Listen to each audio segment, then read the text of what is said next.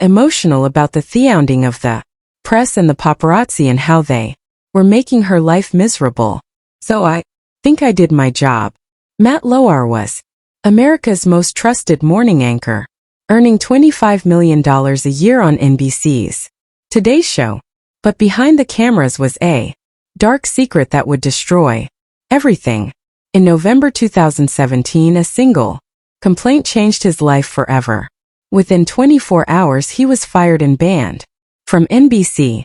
Then came the shocking details. A secret button under his desk. Multiple victims and allegations that went back decades.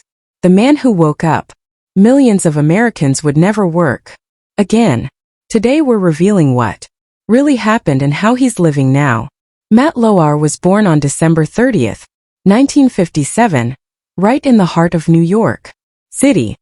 His background was far from ordinary. His father, J. Robert Lauer, worked as an executive at a bicycle company and came from Romanian Jewish roots. His mother, Marilyn Culmer, had been a model and ran her own boutique. Matt was raised between two very different worlds. One was shaped by immigrant values and work ethic. The other was all about image, style, and public presence. These early influences stayed with him. They helped him become adaptable, polished, and aware of how the world sees you.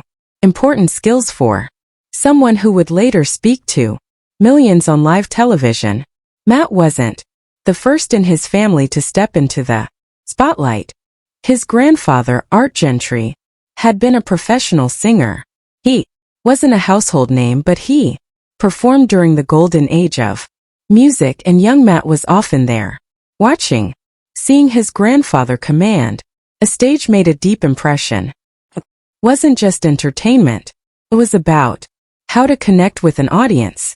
Matt absorbed everything.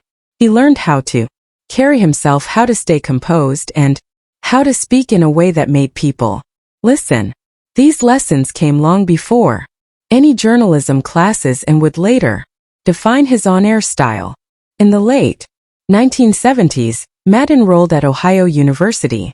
He chose communications as his major and was on track to graduate. But in 1979, when he was just 21, he made a bold move. He dropped out just 4 credits short of finishing his degree. He didn't wait around for a diploma. He wanted real experience, and he got it. His first job was as a news producer at Walk in Huntington, West Virginia. It wasn't glamorous, but it was the start. And Matt wasn't just punching the clock. He worked hard, learned fast, and made himself useful. Within a year, he was reporting on camera and had even landed his own talk show segment. That early promotion to on-air reporter in 1980, when he was just 22, showed how fast he was moving. It was unusual for someone so young, especially without a degree. But Matt wasn't typical. He jumped into the deep end, handling both the 6 p.m. and 11 p.m. newscasts in a mid-sized market. These weren't puff pieces. It was live news under pressure.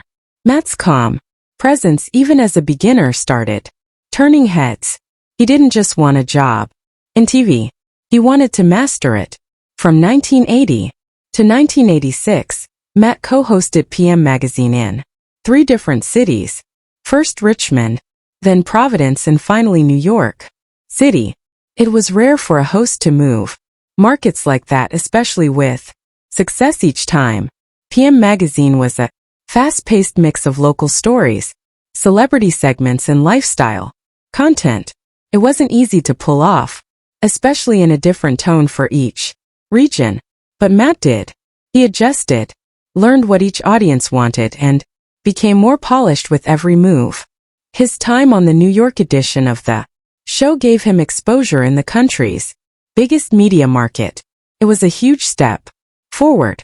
In 1986, Matt got his first real shot at national television.